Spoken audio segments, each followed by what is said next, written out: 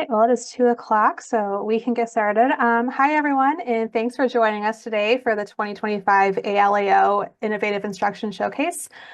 This event is hosted by the Instruction Interest Group and STEM Interest Group of the Academic Library Association of Ohio.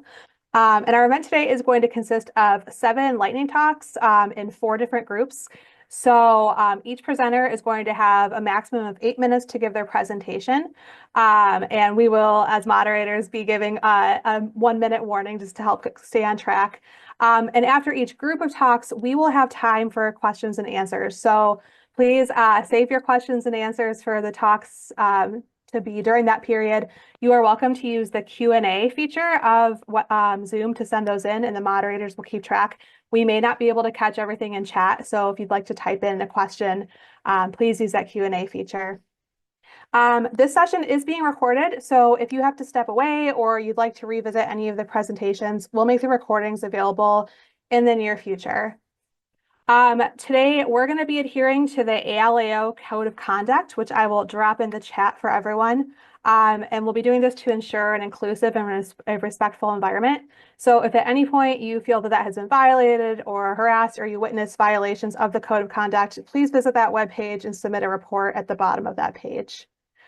So that is all for the housekeeping portion. I'm Liz Grell. I'm going to be the host for the first session of our program today. I am the co-chair of the Instruction Interest Group at ALAO.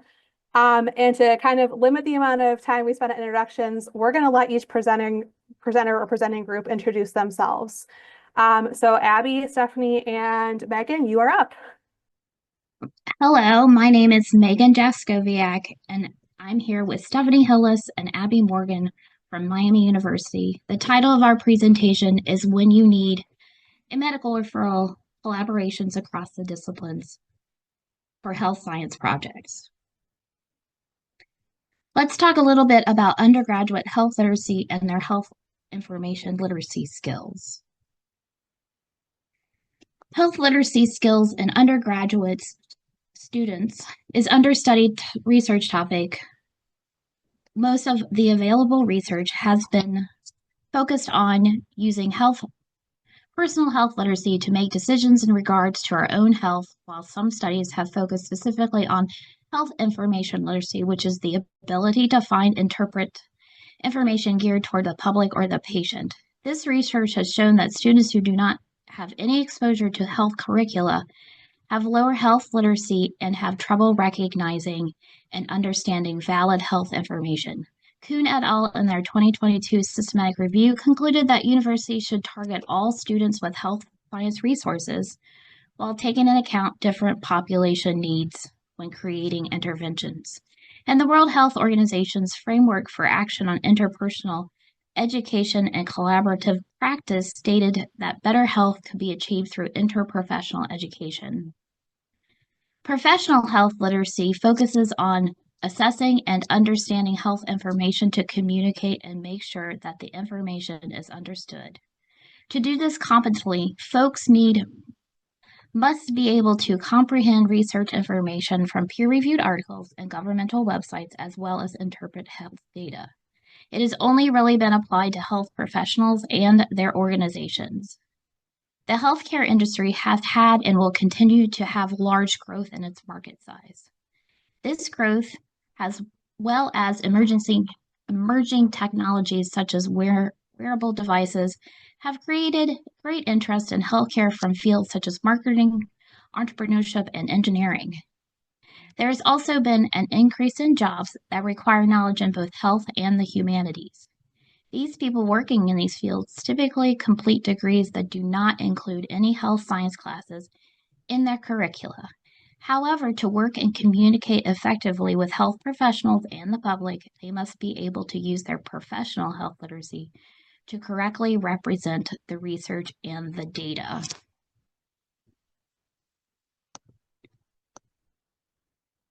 This interest in healthcare industry has led to subject librarians whose backgrounds do not include any health sciences being asked by their faculty to provide health information literacy instruction.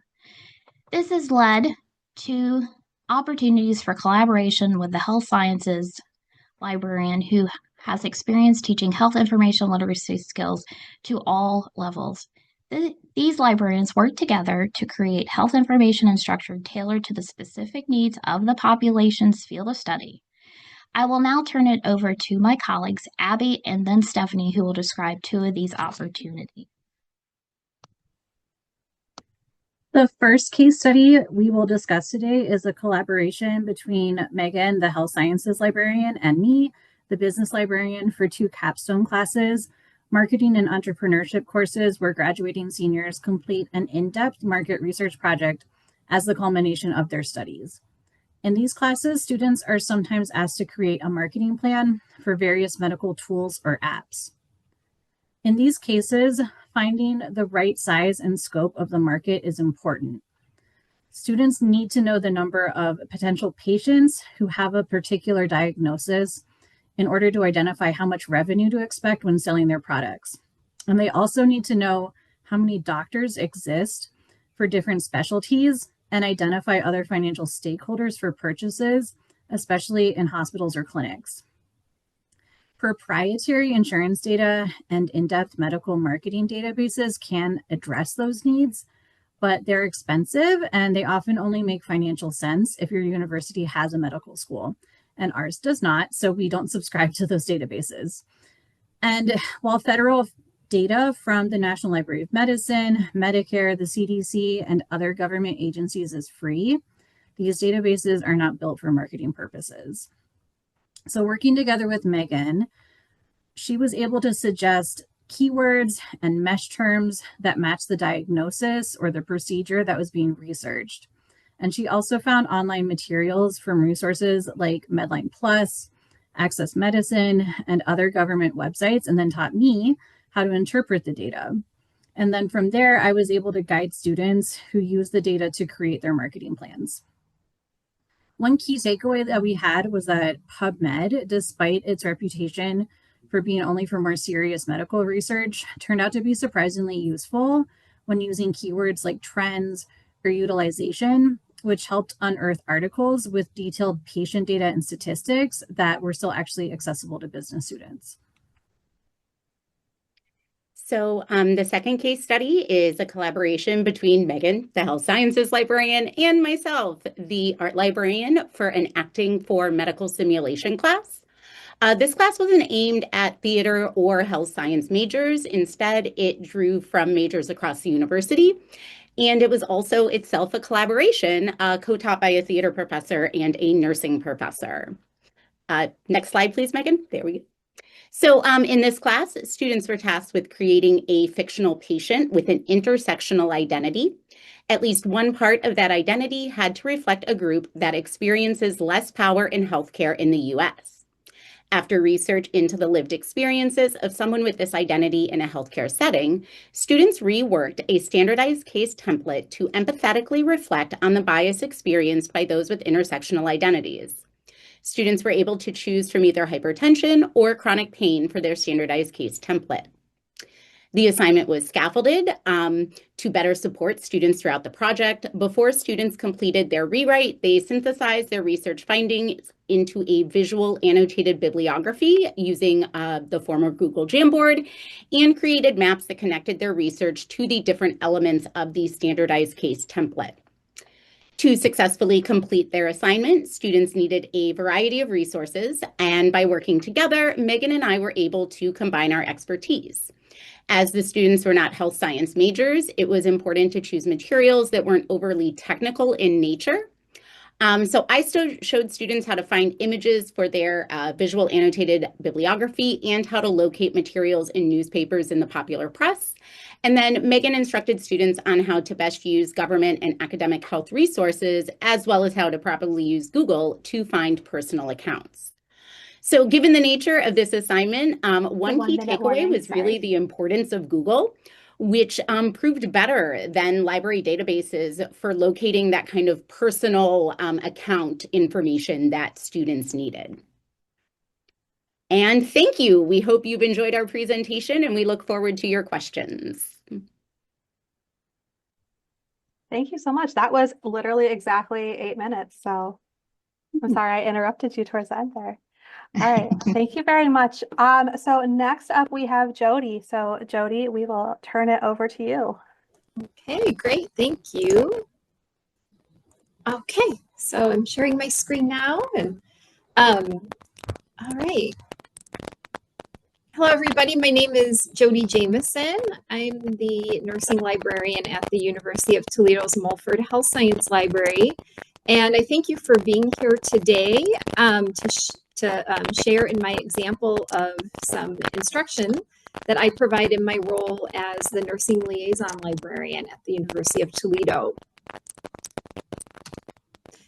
In its most recent Essentials for Nursing Education, the American Association for Colleges of Nursing named nursing history as a core competency, but offered no guidance on its integration, prompting the American Association for the History of Nursing to publish a position paper on the topic, listing several benefits of nursing history as pedagogy, as you see here, including encouraging a sense of unity and continuity that promotes a purposeful professional nurse identity in the student.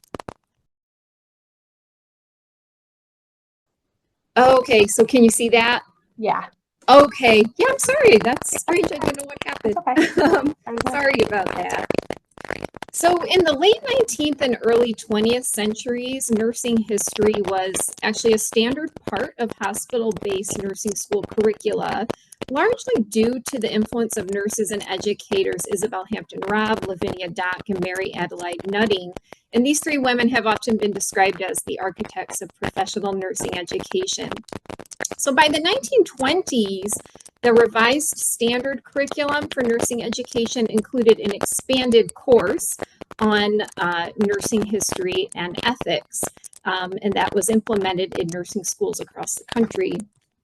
However, as nursing education shifted from hospital-based nursing schools to universities, nursing programs developed their own curricula, and gradually nursing history courses faded from memory.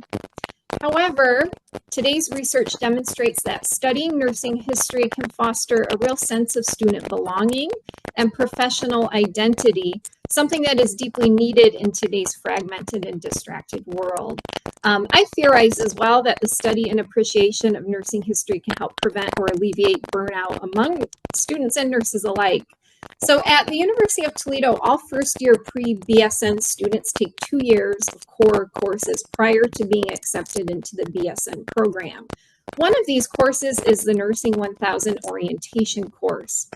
All students in this course complete a research project on a historical nurse, culminating in a team presentation at the end of the semester. Not only are the students required to research the life of this nurse, but they also research the nurse's specialty and field of nursing and what that field of nursing looks like in the present day. This project builds a bridge connecting the past, present, and future of nursing. The course coordinator and teaching faculty consult with me on developing and updating the list of nurses that students can research to ensure that there's adequate information available on each nurse. We also aim to include a diverse representation of nurses, and students are required to find a minimum of 5 scholarly sources, including at least 1 professional journal article. Of course, I always encourage students to find more if they can. To provide students with the skills and confidence to successfully complete the project, I deliver in-person 1-hour information literacy instruction sessions to all sections of the course. In each instruction session, I aim to integrate a historical perspective in my library orientation approach. So to get students excited about doing their own historical research, I synthesize aspects of library and nursing history into my presentation. For example, when I teach students how to find journal articles in databases, I discuss the historical significance of nursing journals to the profession. I also aim to reframe traditional library orientation topics through the lens of nursing history. When I demonstrate how to use the local catalog and Ohio Link to seek out historical books and chapters, I show students how to find information specific to historically significant nurses, or even just the general time period that certain nurses would have lived in to set everything in context. I also talk about how to find websites for historical information and how to evaluate those websites, and also how to consult museum and archival exhibits online, including finding aids and digital repositories. I work with faculty closely in this course and in the assignment. Faculty are very adamant, understandably, that students not use Wikipedia as a cited reference. However, I have convinced them that it's permissible for students to use Wikipedia as a tool to connect them to primary and secondary sources that can be used. I've also been successful in convincing nursing faculty to do away with the arbitrary 5-year rule of publication date limits for this assignment. This is historical research after all, and older primary source documents form the basis of the historical method. So it's also involved a lot of education on the end of the faculty as well in working with this course. I also do incorporate some active learning into my teaching, allowing students some hands-on experience to do some historical research. My learning outcomes focus on 2 key frames within the ACRL framework: research as inquiry and searching as strategic exploration. It's always my goal to teach students that research is not always linear, and historical research is one of the best examples of this. To ensure that students are developing critical thinking skills that can be applied throughout their academic journey, I ask students to complete a self-reflection form using the 3-2-1 model. What are 3 new things you learned, 2 ways you can apply what you learned, and 1 thing that's still unclear. I also attend students' presentations at the end of the semester and use it as an opportunity to observe and engage in my own reflective practice on students' completed work. So this is National Nurses Week, and it's only fitting that I close with this selection of inspiring historic nurses that actual students in this course have researched over the years, from poet and Civil War nurse Walt Whitman to Susie Walking Bear Yellowtail, one of the first Native American registered nurses. So thank you so much for your time today, and I look forward to addressing any questions you have later this afternoon. Thank you. Thank you so much, Jodi.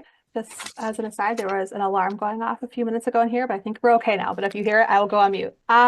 So we will open it up now to questions for either of the presentations. And I'm going to drop in to the chat just to help folks link to the program guide for today with the title and abstracts of the presentations. But you are welcome to raise your hand or use the Q&A feature for questions for either Abby, Stefanie, and Megan, or for Jodi. So yeah, if there's no questions, we will go ahead and take a few-minute break to give folks time to grab a drink or use the restroom. Oh, we have some that came in. Yep. All right, so we have 2 questions now. So the first is for both groups of presentations. They wanted to know if there was information you had to leave out due to time limits that maybe you'd want to share later. Yes. Yes. Megan and I did such a enormous survey of federal medical data and its availability and what it covers and how you can use it. And so if you really want to dive into the weeds on that, you can always shoot us an email, because we have lots of information about just the pros and cons of some federal medical data. For the medical simulation, it was really like we left out a lot of the examples or in-depth details of how Google, it's a little easier for the non-health sciences students to use. And we also left out a bunch about kind of teaching students to read images and like how images communicate meaning. Yeah, there's always some like limitations when you're giving a lightning talk. The next question is for Abby, Stefanie, and Megan. And it is, how did your collaborations for each case study start? Did the non-health sciences librarian seek out the other librarian, or was it an organic collaboration? I definitely sought out Megan. I can't get into too many details about like what the procedures actually were, but some of them I was like, what is this? Like, so I had to ask Megan to be like, what are the mesh terms I need to be doing? Because I don't even understand. So, but we all already work pretty closely together anyway, so it was pretty natural in that regard. Yeah, for the medical simulation class, for acting for medical simulation, I definitely sought Megan out and was very grateful that she was my friend. Because I was like, I don't even know where I would start with this. So I sought Megan out, but yeah, echoing what Abby said, we all kind of work a lot together. Megan and I have worked together previously, so it wasn't like it felt inorganic either in any way.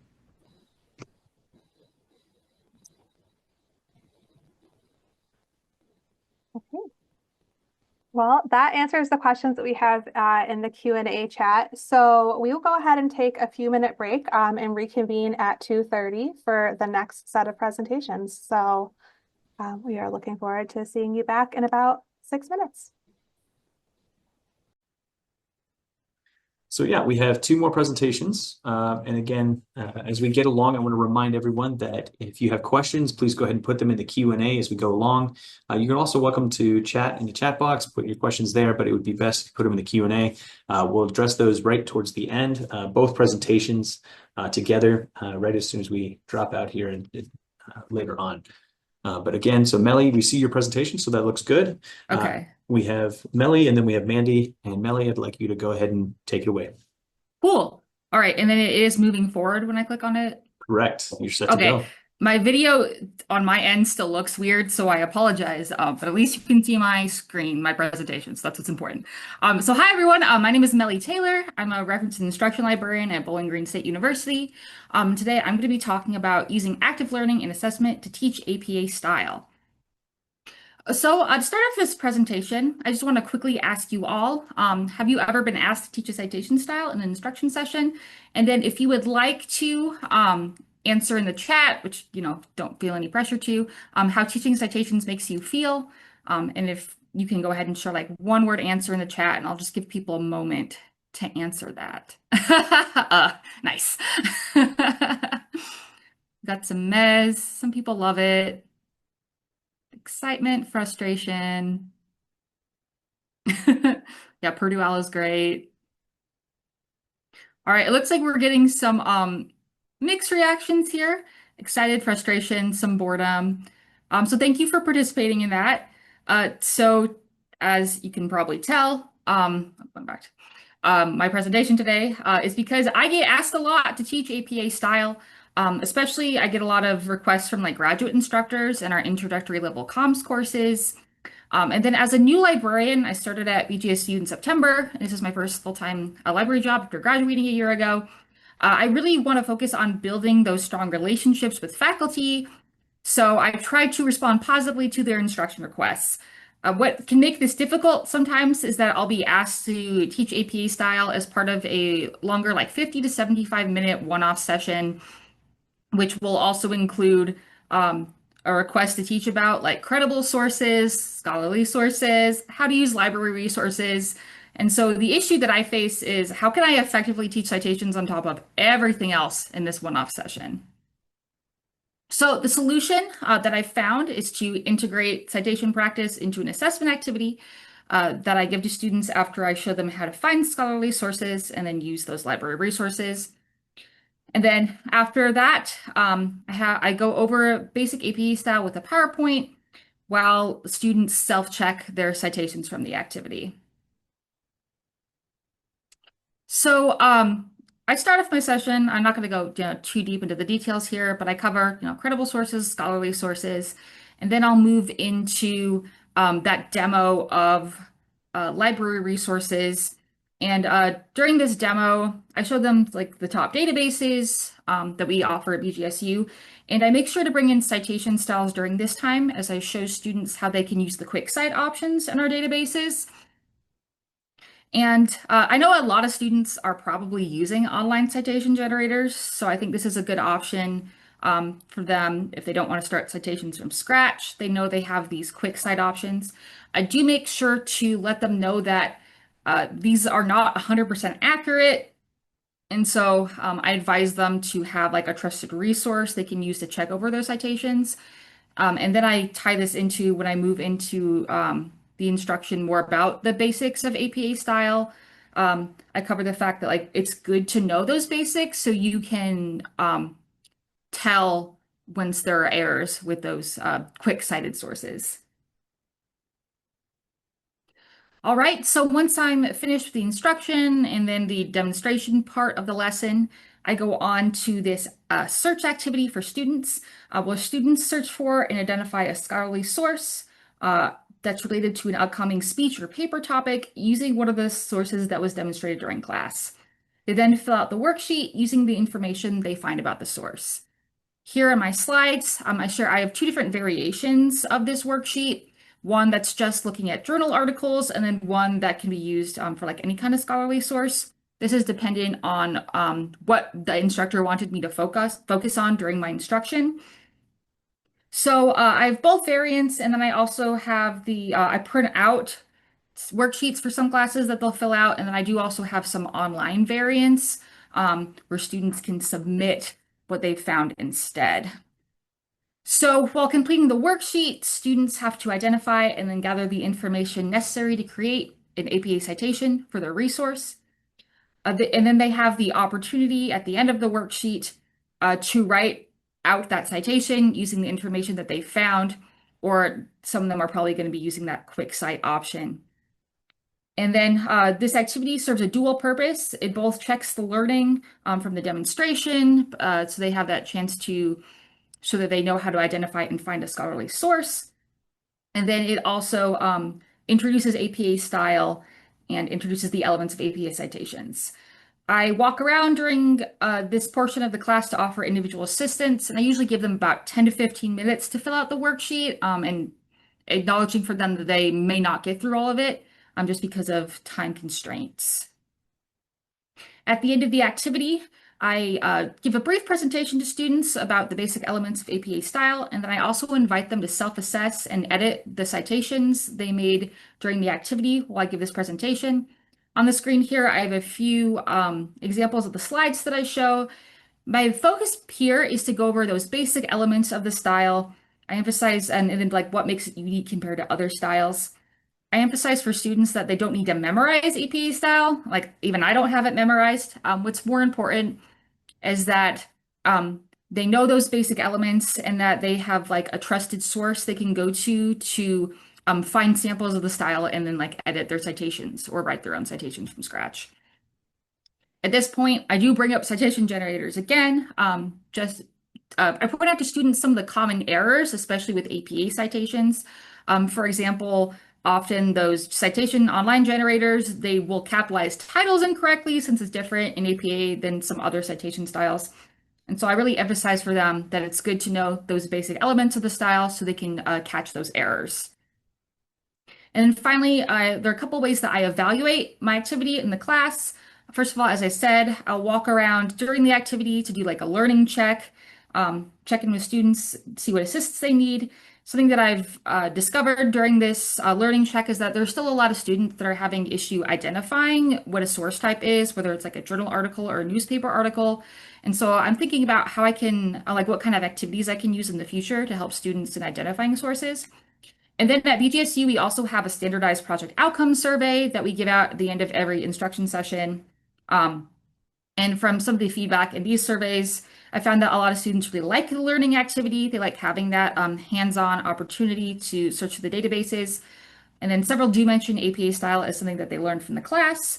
I do think it would be helpful to assess whether student citations become more accurate after instruction. So that's something I'm hoping to work with instructors on in the future.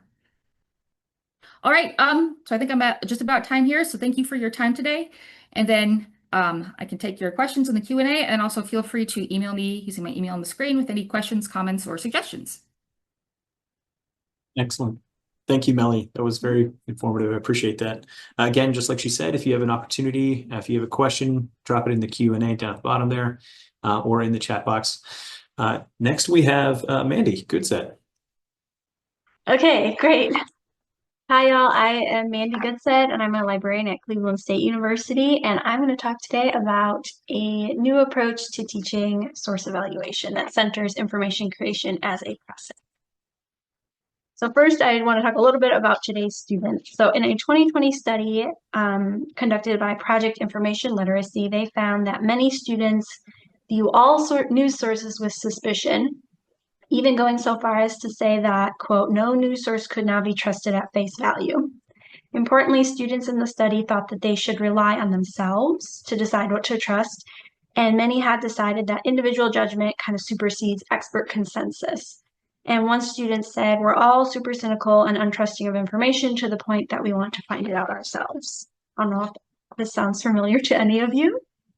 Other studies have echoed Project Information Literacy study findings. In 2018, a Gallup poll found that most Americans have lost trust in the news, with 69% of respondents saying their trust in news media had declined in the past 10 years. And then in 2024, Gallup followed up on that poll, and they found for the third consecutive year, more adults in America distrust news media than trust it. Additional studies have found that young adults are especially distrustful due to core problems they see in news media, such as spin, bias, and hidden agendas. So while students are feeling overloaded with information, they're distrustful of news more generally, when they do consume news, they usually consume it from low-quality information sources, like social media. In a 2022 Media Insight Project poll, 67% of Gen Z respondents use social media as their primary source of information. And in a 2018 Project Information Literacy study, they found that 72% of students consume news daily via social media. So a lot of students are getting the information they get from social media platforms. Students increasingly view journalism as a public service rather than a commodity, so they really resist paying for news, which means that they're kind of incidentally being exposed to it on social media platforms rather than seeking it out intentionally. So why does this matter? And I'm curious if you want to share in the chat if you see this in students at your own institution. Student cynicism about news media is not, I'm not trying to say like they're naive. I think they're trying to do their best to be good critical thinkers, and their approach to source evaluation is complicated. And I don't think they're the only ones who are feeling cynical about news media. There is, as I mentioned, a larger pattern of distrust in the media across all US adults. But this is a really big problem, and it requires urgent action. And I think librarians have a role to play here. Indiscriminate cynicism about news media can lead to disengagement with news and civic life, a poor information diet, and uncritical consumption of misinformation. So what can we do about it? I think we have kind of a tension because we don't want to present some sources as really good and others as really terrible. And even with academic research, many have pointed out there are problems with peer review. There's problems with reproducibility. How can we talk about that with students without sending them further down the path of cynicism? And this is something I think about a lot. So in my own teaching, I have started to gravitate toward helping students understand why, even though information sources are imperfect, some of them are more reliable than others. And I'm hoping that will help to combat some of the cynicism. So the ACRL frame information creation as a process could be a helpful lens through which to approach this strategy. I don't think we often see it as a source evaluation frame. We often think of authority as constructed and contextual, but I think this one actually may be even more useful right now. So here are some helpful dispositions from the text of the frame. So students are inclined to seek out characteristics of information products that indicate the underlying creation process, and students value the process of matching an information need with an appropriate product. One particular approach that I've been exploring, and I would love your feedback, is a term I've coined, bias filters. A bias filter is an aspect of the information creation process that helps to reduce bias in the final product. So it's not going to eliminate bias, but it's going to reduce it. So some examples include peer review, editorial review, having diverse writers or contributors, going through institutional review boards, mechanisms for retractions or corrections, things like that. And like I said, the idea is that no source is perfect all the time, but we can rely more on sources that have some of these bias filters in place, and they all occur, most of them occur before the information even reaches us. The way I describe it to students is to think about a stranger is handing you a glass of water, and before you drink it, you might wonder where that water came from and whether it had been filtered in any way. Bias filters are like that filtration system that the water or the information has gone through before it came to you. And we can't always tell that water is impure just by looking at it. We need to know more about what happened to it before it got to us to evaluate its safety. While the presence of bias filters don't guarantee that the water is 100% pure, they do reassure us that the water is probably safer to drink than totally unfiltered water or some other not so great thing to drink. So to help students understand the value of bias filters, I sometimes play this game with them. And it's usually with first-year writing students who are conducting research about a topic of their choice, and they're often first-year students, so they're pretty new to research. I describe what a bias filter is to them, and then I have them form a group of like 3 or 4 students. They have to choose a platform, a social media platform, and a topic, and then they have to decide what bias filters they're going to add to their platform, and then they have to make a case to the rest of the class that everyone should trust their platform. So here's an example that I made up. Let's say I pick the topic of makeup, platform of Instagram, and here are the bias filters. I, as the editor, have editorial review. I have hired some other staff, diverse writers, and I never accept money from a product I'm reviewing. So the students do that, and then they make a case. So here's a case that I might make to my classmates. On my platform, all the content undergoes editorial review, is written by diverse writers, and we never accept money from a product we're reviewing.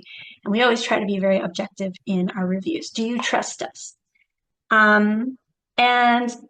Students have fun doing this. They get a little bit feisty about making their case. I also really see their view of social media change as we go along. Like, they're initially very defensive of TikTok because they all use it a lot. And towards the end, they begin to understand, like, many of their favorite influencers are operating in environments where there are basically no bias filters. So it doesn't mean that they're totally wrong, but it does mean that they need to be very cautious in those environments. They also don't really encounter sources that have bias filters that often when they're just on these social media platforms. So I hope it causes at least a little bit of a shift in their approach to where to spend their trust. If this sounds interesting to you, you're very welcome to use the stuff I generated, and I'll put a link to my slides in the chat after this. And I hope to have more research about bias filters as an instructional approach to share with the community soon. So thanks, everybody, and I look forward to your questions. Thank you, Amanda. Actually, thank you, Meli and Mandy, for both of those. I appreciate the presentations. Again, if you have questions and want to have the answers to them, drop them into our Q&A. And as they pop up, I will add them there. And if there are other questions, I'll look through the chat here, but I didn't see any come in. But if more come, oh, here we go. Amy, let's see. Okay. Would you consider open science practices as bias filters? This is to Amanda. Yeah, I love that as an idea of a bias filter, because I think a lot of them have to do with transparency. It's fun if you ask students, once you explain the concept, if you ask them to come up with their own bias filters, they will come up with some. They get really creative. And yeah, I think being transparent about what, where you get your data and what you're planning to do, that's absolutely a bias filter. We have another one that's also directed to you, Mandy. Have you found that students who get their news from social media ever mention traditional newspaper or journalism sources? Do they ever? I think they're like aware of them, but I think they do encounter them kind of incidentally, but I don't think that they are like subscribers to the New York Times or something like that. So yeah, I think they're aware, and they even have like impressions like this one is really biased in this way, and but I don't think they're really active consumers of those sources. Okay, another one's come in here. Again, Mandy, are students aware of the political bias and security concerns with TikTok? I don't know, but I kind of doubt it. They're like, they're very much using TikTok as their information source for a lot of things. They tell me about like the hot doctors and things that they see on TikTok and how great it is. And I think there aren't a lot of people in their lives, you know, who are directly telling them like, this is kind of sketchy, like you should take another look. So, and I see a question in the chat, what does social media mean? In the activity, I don't even tell them they have to use social media. I say they can use any platform they want. But once I give an example, they usually use, sometimes they use like YouTube or like a website. They make a fake, they don't actually make it, but they choose to have a website as their source. Yeah, but I try to encourage them to choose a source that they would actually typically consult. Thank you for your questions. Yeah, these are great. I think we have time for maybe one more question if there's any more to ask. But while we wait for anything else to come in, we will also take a break. So as we jump into this, if I don't see any more questions here, let's see. Yeah, it looks like, okay. So we will be back here and start up again at around 2:57. So take a little bit of time. So about 7-minute break here, 7-minute break, and we'll get started again with our third group of presentations. Thank you again, Amanda and Meli. Okay, everyone. Again, I want to welcome everyone back. And as we get to the next step, our third group of presenters, Jenny and Liz, as you get yourselves ready here, Jenny will be first up. And again, we welcome you guys to put questions in the Q&A as we go along. Also in the chat, please feel free to respond to the conversation as our presenters put on their information and share with us. Again, we're excited about this. Jenny, if you want to go ahead and introduce yourself, you're welcome to get us started again. All right, I'm going to assume that everyone can hear me and see my slides, and unless I hear otherwise, I'm just going to keep going. All right.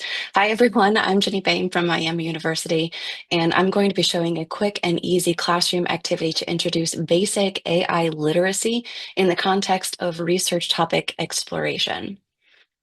So first, a bit of background so you understand how I approach this activity and why. I'm primarily a life and health sciences librarian here at Miami, and my instruction portfolio contains a healthy mix of undergraduate classes at all levels, as well as graduate classes. I cover a huge portion of the student body, so I wanted an activity that would be flexible enough to incorporate at virtually any level without too much hassle. And I wanted one that would allow for more in-depth concept exploration for those classes that have more experienced researchers.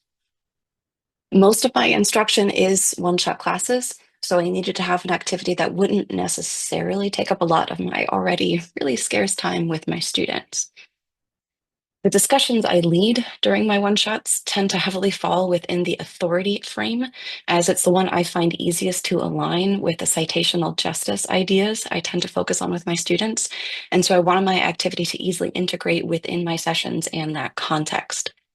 And finally, many of the faculty I work closely with on my teaching are very concerned, as I'm sure you all are familiar with, very concerned about student use of generative AI. But they rarely feel prepared to teach or lead class discussions themselves. They want to learn about this just as much as they want their students to. So the activity, which I will share in just a minute, starts with a short list of questions. I use an informal discussion prompts so I can get some baseline knowledge about students' current use and understanding of generative AI.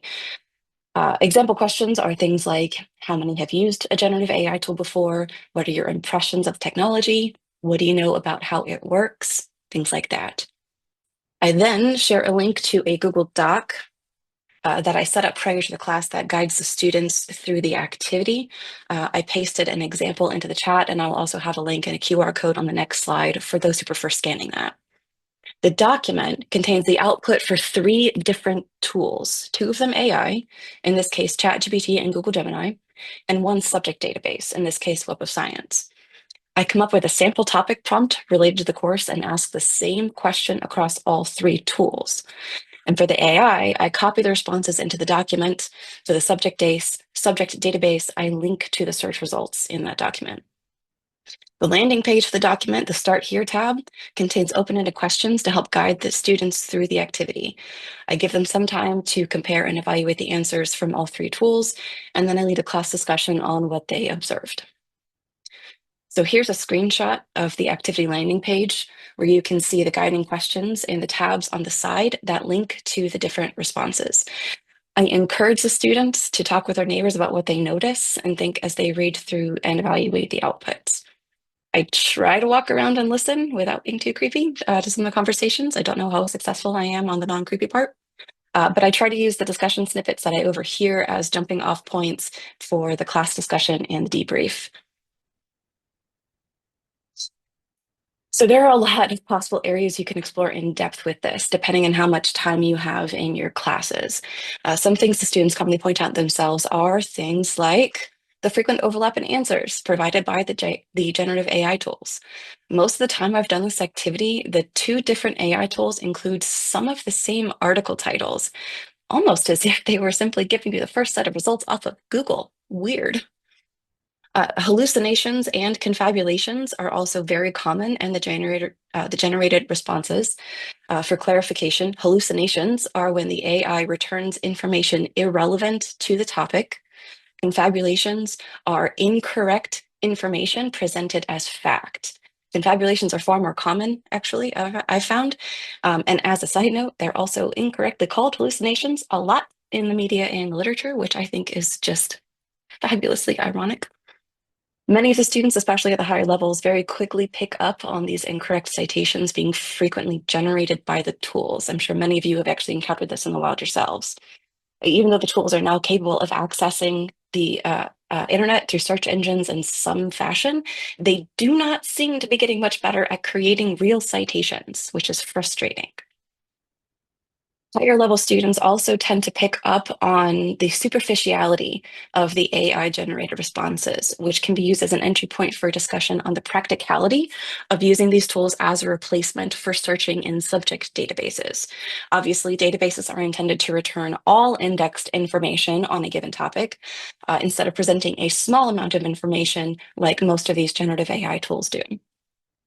And then depending on how much detail you want to unpack or how much time you have in the lesson, this activity can also serve as a starting point for more ethics-based discussions, like the opacity of the tools and their data practices, the different biases that are baked into the models, the ethical use of the technology, especially from environmental, privacy, or copyright angles.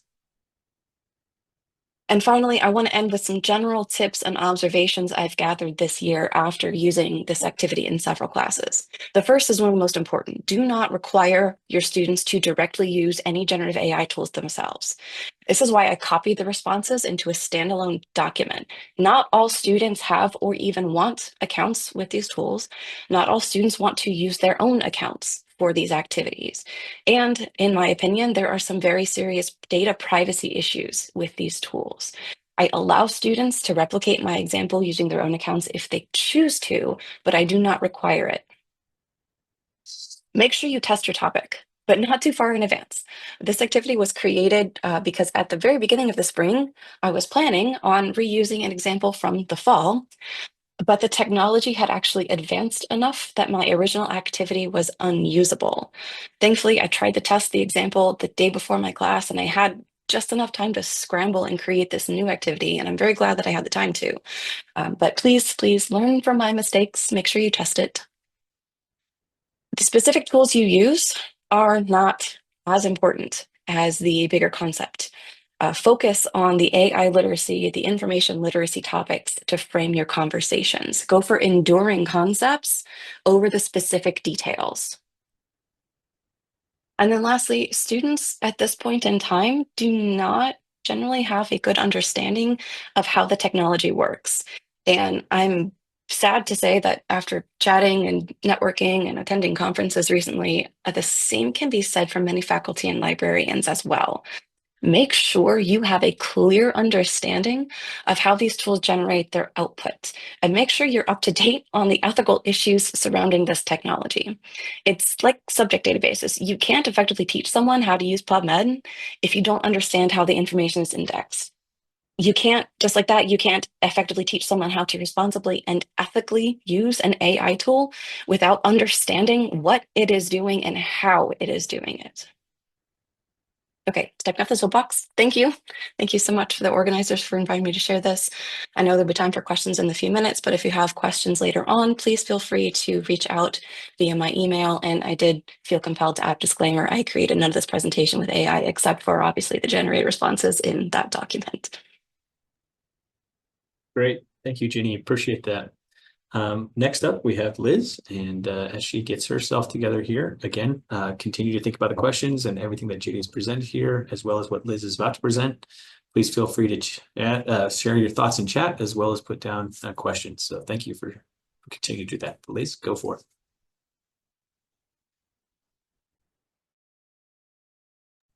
All right, thank you. Okay, just making sure my slides are advancing. All right. So hi, everyone. Hi again. I am Liz Grell, and I am the Digital Pedagogy Librarian at University of Dayton. So I'm giving a lightning talk that is not about AI. Oh, sorry, I'm also having technical difficulties, which is my existence. All right. So this isn't a talk about AI, but it is a talk about information literacy. And every talk about information literacy is at least a little bit about AI. So for a few minutes, I'm going to flip the conversation to really situate us kind of in the belly of information literacy as the ACRL framework defines it. And in particular, I'm focused on this piece where they talk about the set of integrated abilities, thinking about what abilities we need to prioritize when we're working with students and faculty, when they're using AI to find and produce information, and how we can grow what we're already good at while resisting the pressure to like fully reinvent the wheel. So since this talk isn't about AI, I'm going to level us up in the tech conversation to that common experience that a lot of us have, which is the request to visit classes and demo databases. And I don't mean at any point in this to minimize the importance of functional skills, because you cannot use something that you don't know. But for those of us who are frequently in one-shots, I think we know how limiting that buttonology is to really teaching those higher level information skills, because we get really stuck in that use dimension of literacy. And from a cognitive learning standpoint too, we're really in those lower order thinking skills, which makes me wonder how we can move away from those skills and drills and into the higher order learning that really centers students' ability to use and critique and produce information in all digital environments. So my approach to AI is to not talk about it. It is to use tools as a way to talk about information literacy with my teaching faculty. So when I'm asked to facilitate a session about AI or any other tool, I use it as a way to have a conversation about the course and to offer sessions that really encourage exploration and integrate information skills in kind of a way that minimizes that demonstration and button clicking. So the topics I bring up are the learning outcomes for the program and course or the assignment they're bringing, what their individual teaching goals are with that work. So what do they want to see students actually do and demonstrate through what they're asking them to do? And then finally, I talk about those tools. So what are the tools that they are expecting students to use and how, and where do they really fit in with those goals? And this 20-ish minute conversation can help me understand the information abilities that students will need to develop in order to be successful, and how I, as a librarian, can approach those abilities with the class within the context of those goals and tools. So in practice, this is kind of what it looks like. Earlier this year, I was asked to provide instruction for a 400 level global marketing class. And the students conduct a really broad range of research. It's a pretty intense class. And the faculty member had originally asked me for a demo of research tools and a lecture about generative AI in 20 minutes of the class time. And due to my instruction workload, I always decline partial class sessions, but I will always first offer a full-length approach. So in this case, I use that AI piece of the request to really guide our conversation. And what I learned was that this faculty member had recently adapted his assignment to require his students to use AI to generate recommendations for their overall project, and then to actually like very deeply critique those recommendations based on their own knowledge and research. So we discussed the goals of that curriculum and those assignments, and they were super complementary to a lot of parts of information literacy instruction. So I was able to summarize our conversation into some of those abilities that I could really use to drive an instructional session that incorporated both AI and some of those research tool skills, but in a way that helps students learn how to assess information for their particular needs and to locate better or more relevant sources, and also to think about their own depth of research completeness. So instead of just making a new session, I kind of followed what I usually do at this level, which is I typically start with a very brief lecture to preempt a hands-on guided structured research workshop with the resources I introduce. And then I follow it up with reflection time. Since I knew that these students would be actively critiquing and incorporating generated information, I added a new activity at the beginning of the session that was like only a little bit about AI. So I come to class with printed handouts of a Google Gemini response because I also don't ever ask students to use an AI tool. I will always bring it with me. And I used Gemini to have or generate a response to a prompt that kind of aligned with the course assignment. And then I brought this rubric, which I've used in several classes, that I developed from a variety of existing evidence-based writing rubrics. And without telling the students where the content's from, I just asked them to read the passages individually and grade it based on these 5 categories. So focus, style, content, analysis, evidence, and sources. And then I have the students share the scores that they give to the work overall. So this is pretty typical. This is actually from that class, but this is generally kind of what I see. And I always point out that when the most common score is 5 to 7, we're talking about a grade of 30 to 46%, which is like a straight up F, like a curve probably isn't going to help. But to like bring it into more context, I then ask them to share what category has the highest score. And in every iteration I've ever done of this exercise, focus and style always are the consistent highest scores, which makes sense. But we talk about what that means, which is it sounds good and it's on topic, and that's not a bad thing. That's something we're looking for. But then we talk about what the lowest score is. This is, again, usually kind of how it breaks down with generated content. That evidence and sources is usually the weakest because there's frequently a lack of or very few citations. And so we talk about that, but then, and why we want to see attribution and citations in any kind of information. But then I really try to focus on that content and analysis piece. So I'm listening to them start to critique the idea of claims. Like a claim is being made. Is there evidence or reason to back it up? Even if it sounds good, is that there? And how deep is this information? So I'm listening to see if they're starting to understand those components of source evaluation. And after that is when I share that the piece I gave them is AI generated. Sometimes they're surprised. I would say usually they're like, yeah, that makes sense, because they're expecting that I'm coming in to bamboozle them. So kudos there. But what I reiterate is that many AI tools are really good at writing plausible sounding text on any topic, but they have a really limited ability to explain or prove those sources. And I call AI a people pleaser in that way because it is responding to that prompt in something that sounds good, but it might not be the best information. And then I connect it to information literacy in general. So I want to demystify AI, but also emphasize that this is something you need to be thinking about with all kinds of information and sources, regardless of where they come from, especially if you don't know where they come from, and that we have these unique human powers of discernment to evaluate and make decisions about it. It's a really good way to then segue into introducing other sources of information, like some of those library tools, why you might want to look for different sources. And then what I really like about this is that last bullet is that there's something that is very difficult to teach, which is, or to help students understand, which is that when am I done? When do I have enough sources? So this is a way that I connect it back to that rubric of that tool we just used. It's not just a tool for assessing AI or grading someone's writing project. It's a tool for thinking about that depth of information.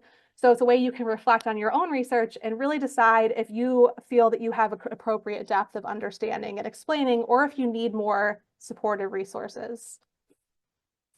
So I've run iterations of this instruction session several times. I've observed some really great reflection from students in their 1-minute paper responses, which is what I usually use at the end of class, and also generally through the quality of work in their research workshop portion of class, particularly in their like discovery and reasoning about relevance of information and the authority of information. which is something that I don't necessarily always see. So that's been great. And the faculty I've worked with have shared positive feedback too. So I'm continuing to develop this instruction that isn't really about AI, but is about AI, but really emphasizes critical thinking as a part of those integrated abilities for information literacy. So thank you very much. I loved Jenny's call. I also did not use AI to generate any part of this presentation, but I did use it to generate some of the prompt things that I've used. And if anyone wants to see them, I'm happy to share. Great. Thank you, Liz. Really appreciate that. Also, Jenny, thank you. We have several questions that come in, and those are mostly for Jenny, but as we've just listened to Liz, please definitely add your questions there. First, actually, Liz, there was a shout out for sharing some of those infographics that you had around Bloom's taxonomy and others that you had right at the beginning there. So if you have a chance to share some of those, there's folks who would love to see them. Yeah, I'll drop my slides in the chat right now. I linked them there. All right, so Jenny, let's start with a few questions for you. First, in what ways did the AI tools change between fall and spring that made your original activity unusable? So the short answer is that they learned how to search the internet. The long answer is that in the fall, I was teaching an introductory microbiology class, and I wanted to show them that it creates fake citations. And so I asked Google Gemini, please find me 5 sources on vaccine efficacy. And I checked this beforehand. I presented the students with the sources, and I said, I will give $100 to anyone right now if you can find an exact match for any of these sources. The day before my class in the spring, I tried that again. I was like, oh crap, these are real. But only a couple of them were actually real. Some of the pieces were still fake, but I had to adjust because I was not about to give the entire class, each member, $100 for that. Yeah, I bet some of them were very excited to hear that when they found the source. All right, second question. Jenny, you mentioned using this activity across a range of course levels. What have the major differences been between upper and lower level students, especially from the class debrief? Yeah, so the biggest difference, I think, is how quickly they pick up on the usefulness of the sources. So if a lot of the times the sources are at least partially real, and the graduate students very quickly notice that, wow, these are crap for this topic. These are so shallow, they're not actually what we need. They're just not as useful for any kind of jumping off point, and they prefer Web of Science for those classes, or PubMed, depending on the topic. The undergraduate students obviously are a lot newer to those topic areas, and so they are, a lot of times they're also floundering a bit. They're not really sure if they're given an open-ended writing assignment. I don't know what topic I want to even think about. And so they tend to like it better, I think, for just exploring what even is out there for a particular class area. That's the biggest difference, I would say. Great. All right, I'm going to jump to a question for Liz here, and then I'll come back to you, Jenny, for the last question. There are actually 2 questions. Liz, do you ever get any pushback from students thinking that they could get Gen AI to produce a better response with a different prompt? I've never gotten pushback like that, but I have had students ask, like, well, what if I was using like the paid version of ChatGPT where it does have citations or another tool? And we talk about that because that's something that we'll talk about if it comes up. Like, yeah, what you get out is only as good as what you ask, but also what you do with that kind of information and how to check citations. So yeah, I get a little bit of pushback of like, but we can do this. And then we talk about like, well, here's some of the limitations to some citations in AI tools. Also that piece of like, is it just pulling from Google?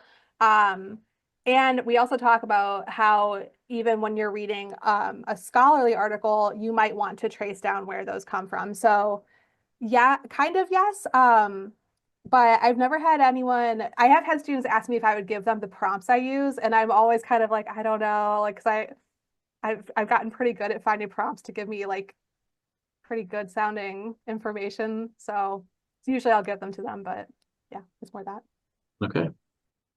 We have a little bit more time here. So Jenny, your activity for students in class, what are some of the best practices you found to getting instructor buy-in to talk about Gen AI concepts? I don't really have a whole lot of trouble. I don't know if it's because I've successfully weeded out the ones who push back against me when they ask for class requests. I have a really, really good relationship with most of the faculty I work with, and they're just like, yeah, do whatever you want. I'm just happy you're here. And so I just kind of suggest, yeah, have you thought about doing this? Are you interested in doing this? And usually they're just like, yes, please talk about this, because I don't know anything about it.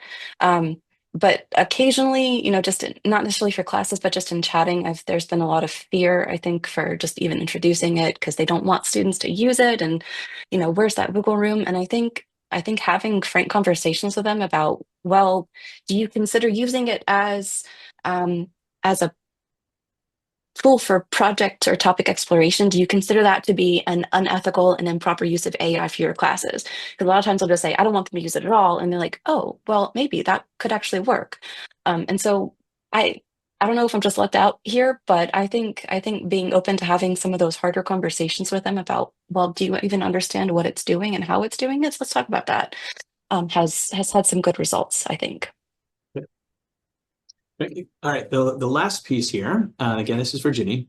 How much depth do you give in the conversation around how the tool works? So thinking of that section about how the tool works to provide context for information, how AI generates that information.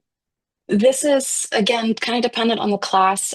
For most of them, I really just focus on the high level stuff about how it was fed, how these tools were fed their data, how they generate the responses based on probability, right? They just learned what words co-occur, and that's how it generates. I try not to do a whole lot more in-depth than that because I don't want their eyes completely glazing over, but I do want to give enough information so that they understand, oh, well, it gave me this great study guide for this topic. It's like, okay, but you fed it all this information and it knows what study guides look like. So let's talk about that a little bit versus, wow, why isn't this citation a real thing? Like, okay, well, look, it learned that this author, these two words co-occur, and that they also talk about vaccine efficacy a lot. So maybe they're just going to pop up words related to that. So I don't normally spend more than about, I think, maximum 5 minutes on that conversation. I do tend to get rambly and ranty and soapboxy when I do that, so I try to limit it as much as possible. But it's concerning to me how few students and faculty actually do understand the probabilistic nature of these tools. Great. Thank you, Ginny and Liz. We have a very short break here, but as soon as that, about 2-3 minutes here, we'll get ourselves started again. And thank you again for your questions, guys. There you go. Yes, you are. Yep. All right. Well, thank you so much. And thank you all for staying till the very end. I'm Amy Koshofer. I'm at the University of Cincinnati, and I'm going to be talking about professional skills training that we're doing for undergraduate research or undergraduate students participating in research. I have been in research a long time, in addition to having, being on the research and data services team with UC Libraries. I have 16 years of research experience. I'm also on our faculty research and scholarship committee, so I think a lot about the environment of research that students live in. And also I'm an advocate for open science through the Center for Open Science Ambassadors Program. Way back when I started my job in 2014 and started to think more about the connections I could make, and I did an RDAP presentation on thinking about undergraduate research, I was seeking out partnerships to talk about research data management. And I realized that there's a lot of students that do participate in research, but there's a lot more opportunities. But a lot of those students who do participate get training that's very ad hoc. It's based on their mentors, priorities, experiences, biases, and own approach. So I was thinking about how do we maybe make a more standardized approach to training students. And I was lucky enough to make some contacts. I met the director for undergraduate research, and I also met the director for the WISE program, which is Women in Science and Engineering. Unfortunately, that program has folded due to lack of funding, which is something we're all kind of experiencing at the moment. But the Office for Undergraduate Research, Scholarly Endeavors, and Creative Practice had a lot of infrastructure available. They had a Ready for Research workshop, they had mentorship programs, they have student-led lectures, and then they do this wonderful showcase every year. And it's a really, really rich environment for me to integrate in and think about how to support these students, especially around research data management, and basically a lot more skills that they need to develop in their faculty-led research projects. At that time, also, the leadership of the undergraduate research office changed. MK Lampkin became the director, and she and I have been longtime collaborators since 2016. So I've had a long time to think about this project. But another one of my colleagues also introduced me to this framework from the University of Adelaide, which is the Researcher Skills Development Framework. And it really breaks down the skills that researchers need to have to be in a research mindedness. And it also looks at how do those develop over time and what kind of activities are appropriate for certain levels of development. So I've found this really helpful to guide some of the workshops that we've been offering and the things that we do when thinking about undergraduate research development. I will say we don't focus so much on library information literacy skills in this because we do feel they get those in other areas, but we focus on the organizing and management and how to communicate and apply their research within our curriculum. So like I said, my colleague MK Lampkin and I have been working together for, since 2016. We've developed a curriculum for a summer program, and it's changed over the years. It's usually 8 to 10 sessions. And you can see the difference between the 2022 curriculum and the 2025 curriculum. But we are still focused on these kind of core skills and really helping students to thrive in this environment and helping them to get the most out of their mentorship experience and to really try to think about how to standardize some of the experiences that they might have. Okay. We've been able to grow this program. We didn't really collect a lot of good data in the early days, but since 2019, we've been collecting good attendance. And this is kind of, you can see how the program has grown. We've pretty much doubled what we were started with. This year in 2025, we have already 70 students registered, and we're hoping to see a little bit more before we begin in June.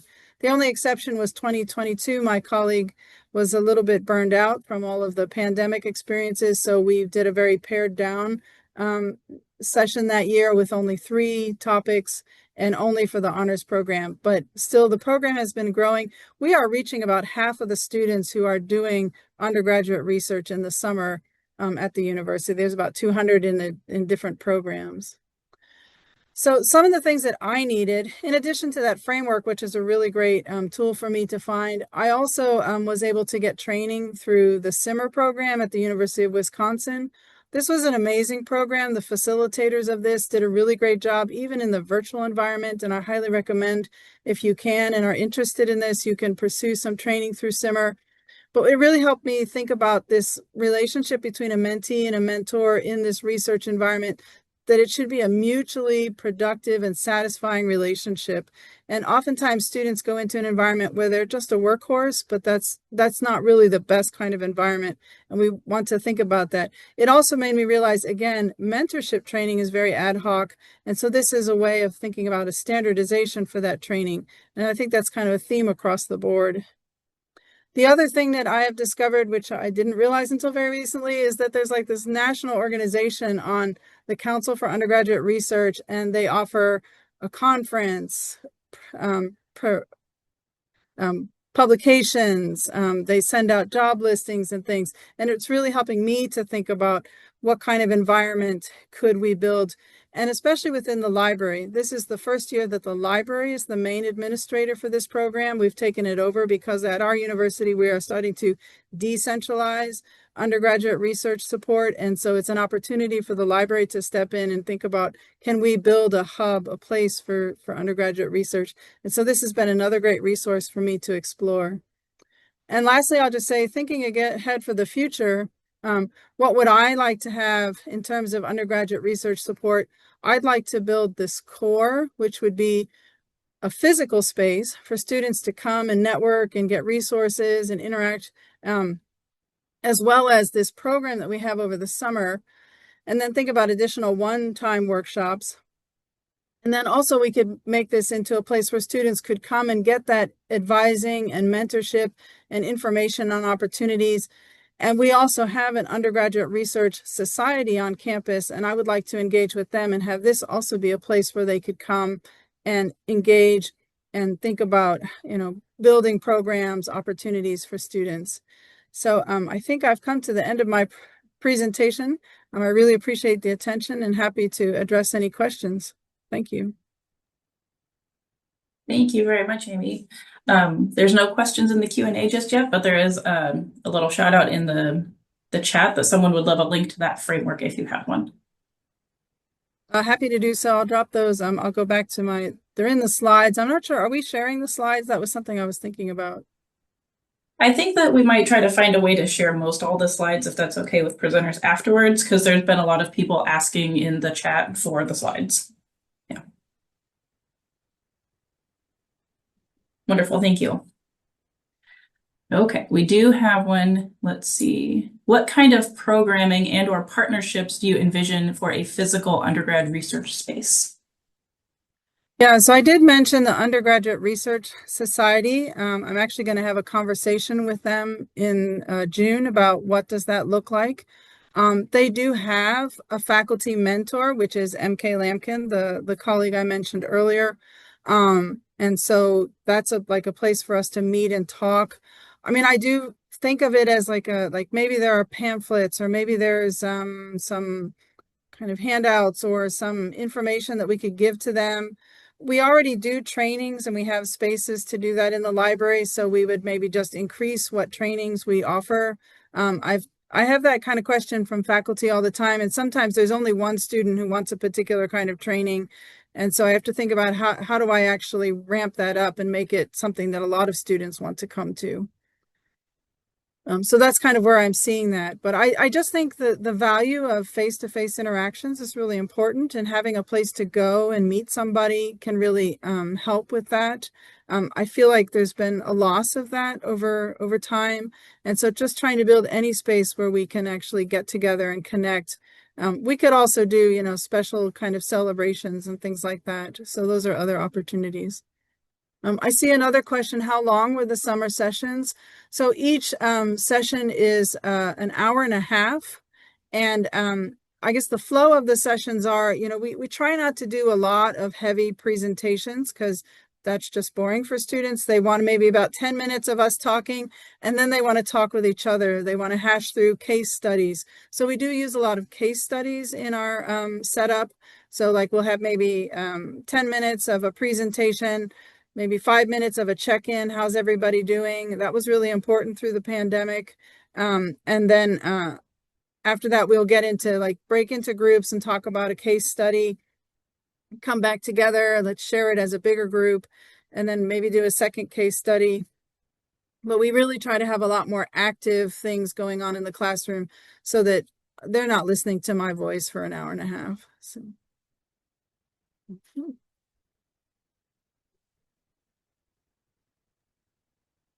All right. Any other questions for Amy?